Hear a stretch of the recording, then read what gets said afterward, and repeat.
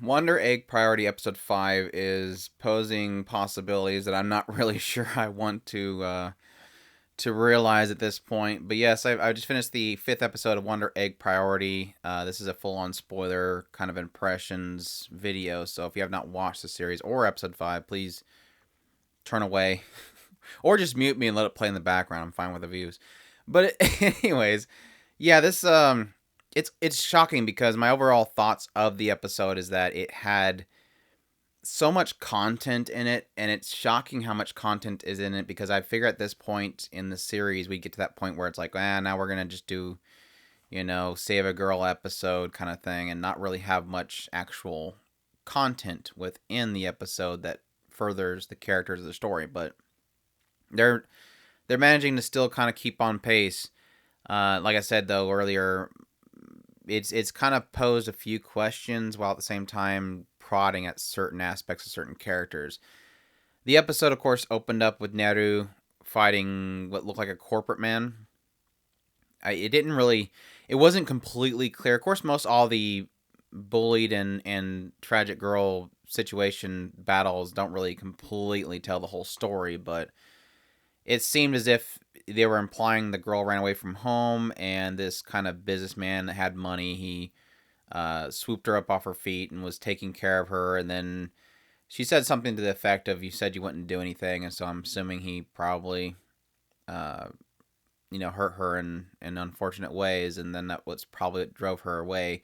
She claimed that she didn't. Of course, she's a runaway. She claimed that she didn't have anybody to protect her, so obviously she just felt like she couldn't go back to her parents, and unfortunately ended herself. So that's again another really tragic one. The other one they had later on in the episode with Naru fighting again. It was two fights this episode with Naru. It seemed like it was a girl who felt that her vanity, her beauty was going to fade with her age, and so she it seems like something drove her to. I think she said something about her mother, but she unfortunately stopped that aging process through such means that I'm trying to avoid the actual word because I know that it's not good on YouTube. But yeah, that's why I'm weird with my words in that situation. So stick with me. Anyways, after the very first fight, all the three girls go to Ioto's place, and so that was really cute. Mother was really excited to see that she had so many friends, and they kind of course quickly jumped on the fact that they acknowledged Momoe's name, which was of course her. She's a niece of Suichiro Sawaki, who is the teacher that keeps visiting Ai, and was obviously had some kind of connection with Koito as well. And they really quickly, and this is one of those really uncomfortable situations. It is like you don't really realize how, I guess, open Ai Oto is to certain prodding. They have this whole scene where all the girls are in Ai's bedroom, and Rika is just prodding, and all these questions Rika has, I'm going, oh crap, don't ask her, but oh no, don't imply that. Oh, that's gonna hurt Ai's feelings, and no, I kind of doesn't really. She's very different, and that's the interesting thing about her, and I guess that was the whole aspect of what happened with Momoe and how she was able to get through to Rika. Is she doesn't really act like a lot of other people do, and that's similar to Neru as well. This entire episode kind of implied that she just doesn't she doesn't see things the same way that most other girls do, and I think that's really cool dynamic they're adding with this cast. Is Ai's kind of acceptance, Neru's almost inability to see things the way other people do, Rika and her more of a snotty nature, but having her other side as well, and Momoe, I guess being more accepting of people. I don't know. I'm not sure exactly what we're going with Momoe yet, but yeah. Anyways, Rika's like prodding you, and hey, do you think that the only reason Suichiro is here is because he got Koito pregnant, and so he's trying to see if I knows, and that quickly jumped into showing a little bit more about the past. They had a situation where Suichiro, the teacher, was painting Ai in order for her to see how she looks in his eyes, and that kind of quickly turned to her another scene with Koito saying that he's gonna put this painting up for a contest, and it's about his future and all this kind of stuff, and that if she doesn't like the idea of being up there, she should tell him. And this is where I was talking about this is starting to imply things I don't really want to go in that direction. Obviously, Shoichiro is going to be some part of what happened with Koito. I was hoping it wouldn't be as obvious as something like, yeah, they had a relationship and somebody found out and she committed suicide in order to make it. There's a lot of situation in storytelling with Japanese schooling and stuff like that. They like to cover things up and not let people see the scar that happened. It just, if something happens, send that person away and act like it didn't happen.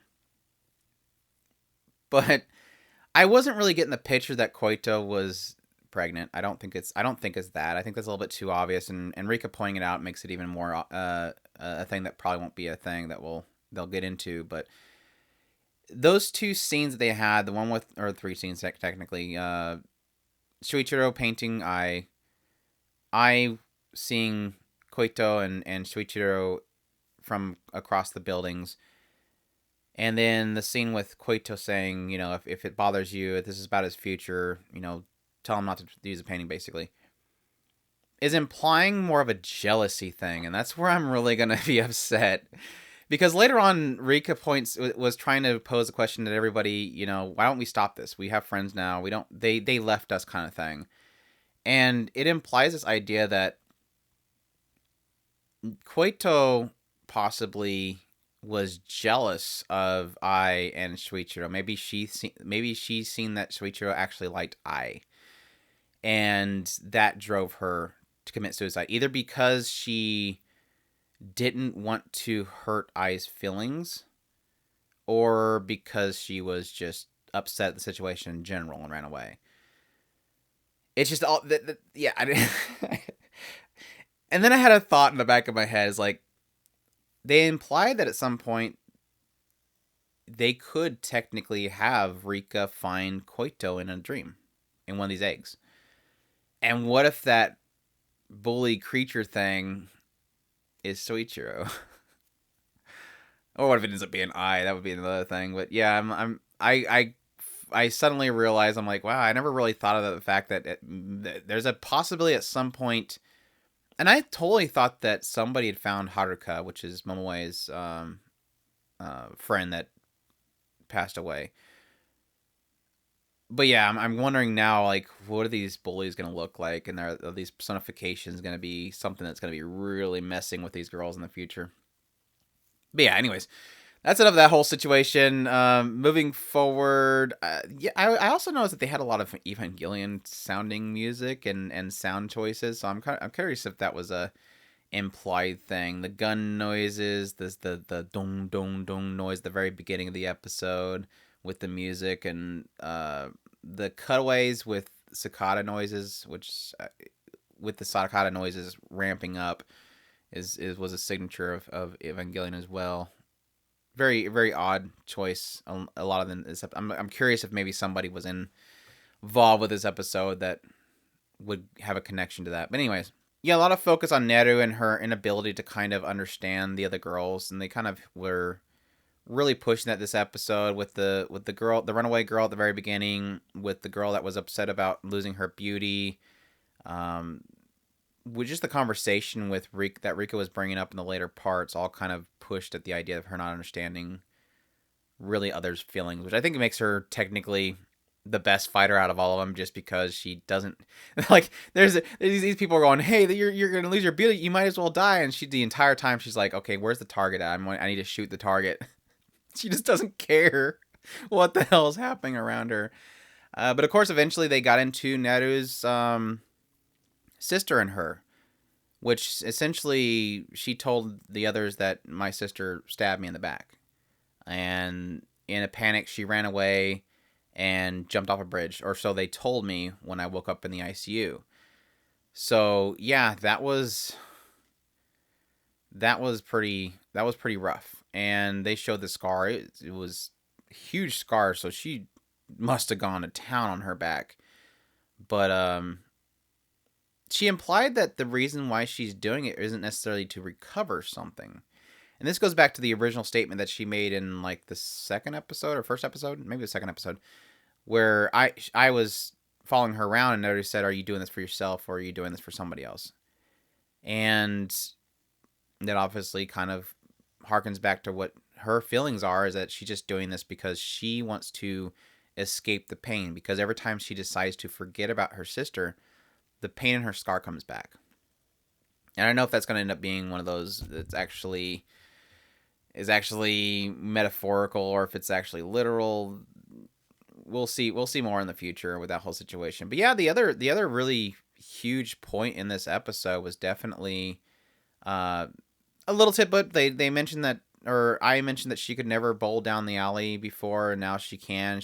So it's implying that these girls are getting stronger by fighting in the dream world, which is interesting. I mean, it technically affects them in harm, so it would make sense that it would affect them in getting stronger. So that was an interesting little addition they had in there. They had a little bit of conversation with Momoe and Haruka. So this Haruka is the girl that Momoe is trying to save at this point. And she said specifically that Haruka was undressing herself. And, well, they were going through pictures, and Rika's like, "Oh, this one's cute." And it was a picture of Momoe and Haruka, and Momoe had a cute little haircut going on. And she's like, "Yeah, this is Haruka. She always see me as a girl." And then it quickly jumped to her recalling her memories about Haruka undressing herself in front of her and Momoe pushing her away. And then there was insinuating that shortly after that is when Haruka committed suicide. So it's implying that, Haruka was going to advance on her. Momoe rejected her, and then she, through a fit of emotion, sadness, and embarrassment, that was the trigger point, basically. And this kind of continued on into the garden scene with all the girls, and where Rika speaks up and says, "Hey, look, why don't we just stop?" They had so much fun together. They went to an arcade, they went bowling. These girls now have friendship between each other. There was a lot of focus in this episode of their now kind of friendship they've established. There's a lot of really cute scenes with them kind of being together and being very open with each other. And now Rika's kind of like, what's the point? I mean, we have each other now. Why do we need to do we need to do the eggs anymore? And her whole focus there was like, look, these people left us. And that was kind of another kind of trigger point to the whole conversation about what the program is for. The program is for, like they said in the other episode, it is these regret decisions that were triggered by other voices. So people that, obviously ended their lives, but it was influenced by something else. And the interesting thing that Rika really brought up, which was kind of an ouch moment, was because I was trying to stop her. She's like, "No, look, you don't feel that way," kind of thing. And Rika's like, "Look, how do you know Koito wants to come back?" And that was like oh, ouch.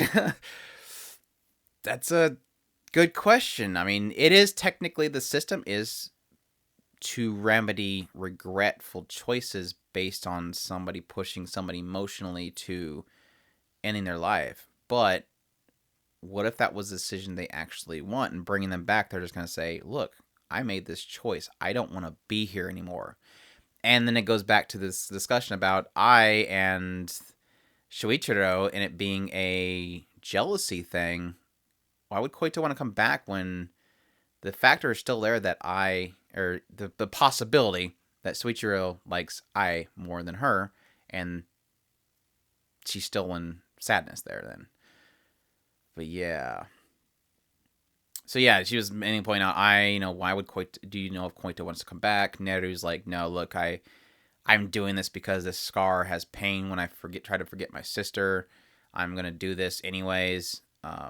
Rika, it is one of those kind of things where she's implying that, but obviously she still feels that she's at fault. And I think they point that out in that situation. And then of course Momoe is Momoe in a lot of situations in this episode is really kind of recounting it being she's at fault for it. So Momoe is essentially a bully. Rika is essentially definitely a bully. Neru is a situation of just obviously she could have been at fault there as well if she drove her sister to attack her with the knife, and then subsequent results is that, so they're both at fault technically. And then yeah, I could technically be at fault as well. Like these all could be characters that are at fault, and I'm wondering if they're getting to that punchline eventually.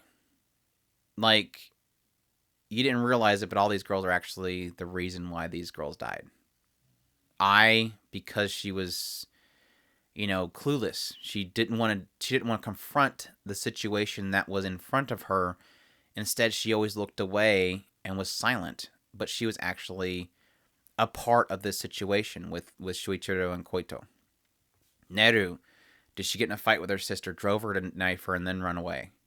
We don't know yet.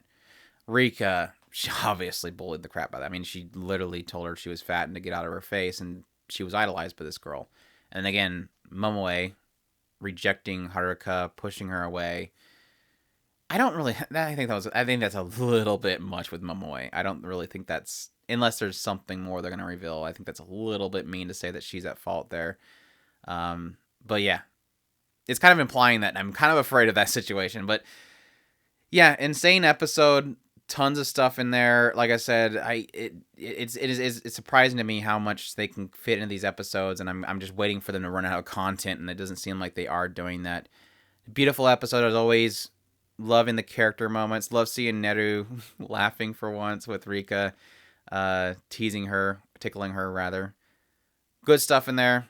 I hope I didn't miss anything, but I hope you guys enjoy this little kind of impressions of my thoughts and technically a lot of my theories for episode 5 of Wonder Egg Priority. And as always, if you guys enjoy this video, please leave a like, subscribe, let me know what you think in the comments below, and I thank you all for watching, and you all take care.